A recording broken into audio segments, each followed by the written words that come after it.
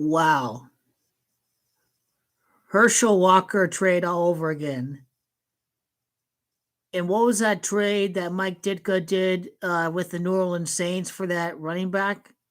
It was like Ricky Williams or something like that. This is one of the worst trades ever in the history of the National Football League.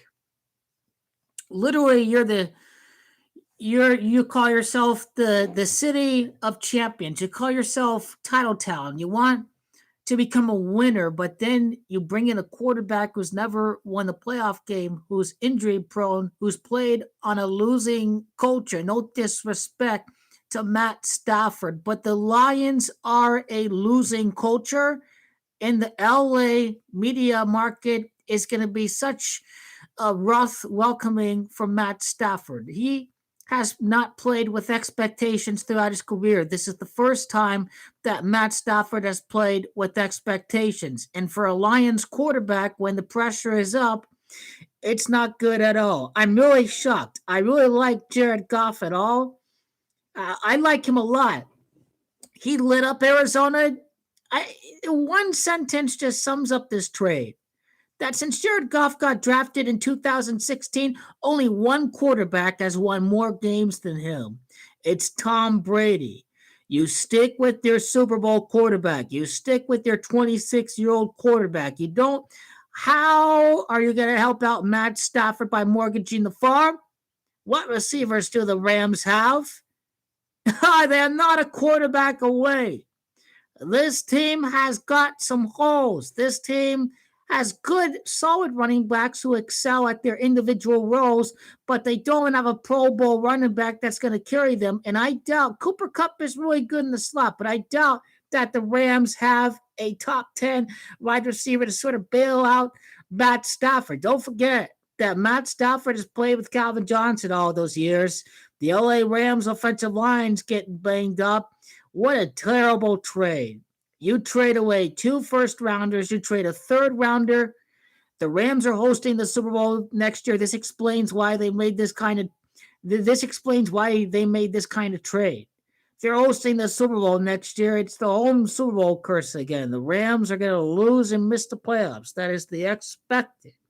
They won't win any Super Bowl. They're going to lose and flunk out with Matt Stafford because they should have kept Jared Goff. Now, on the other hand, Jared Goff was tough, was brittle, was a tough son of a bitch. He willed the Rams to victory at Seattle. He had a bum pinky. Mind you, the Rams are giving up on a guy who had a bum pinky. He won more games than any other quarterback out there than Tom Brady. This guy, Jared Goff, can play football. He can. I've seen Jared Goff 2 times a year. This guy's really good. He can't move around with his legs, but he's still really solid. He's top half quarterback. You give him the help on the offensive line.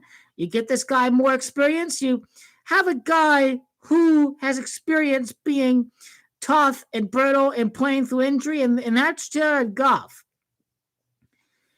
You stick with him because he has a good support system if you don't give away those first-round draft picks.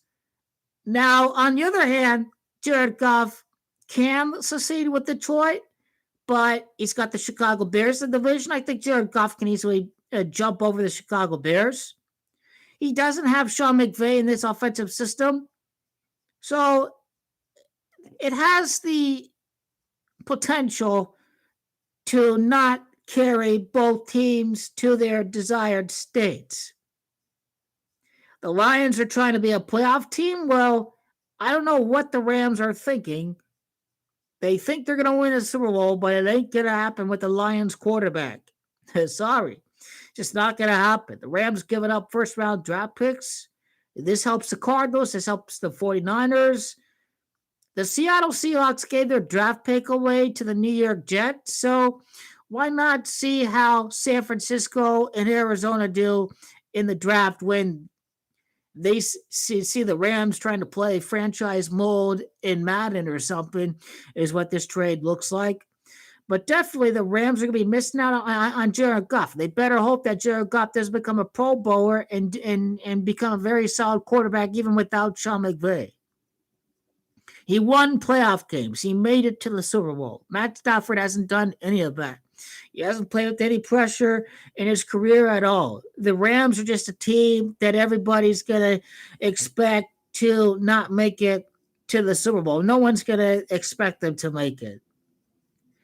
If their defensive coordinator is gone, if that's true, then you know what?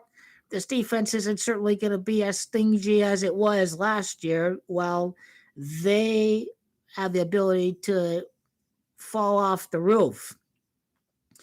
The number one thing you don't do when you try to build a championship team is to give away first round draft picks, cornerstones of a franchise, and you're just not going to do it. I mean, Matthew Stafford is going to eat up the salary cap, Aaron Donald and Jalen Ramsey. It's just not going to work out. It's just a really terrible trade.